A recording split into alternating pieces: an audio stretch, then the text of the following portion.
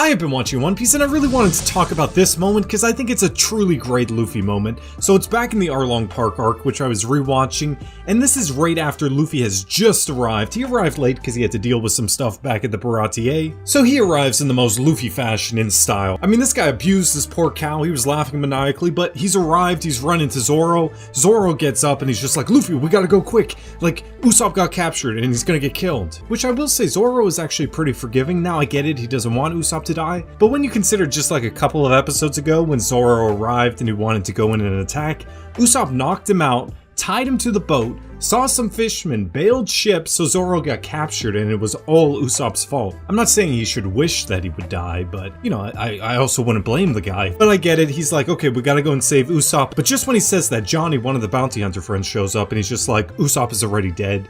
Nami killed him. And I love this moment for Luffy because Luffy, do you rarely see him ever get angry? Like, he was just laughing maniacally as his boat was flying through the sky. And then to see that shift to this character who is genuinely kind of angry with Johnny here.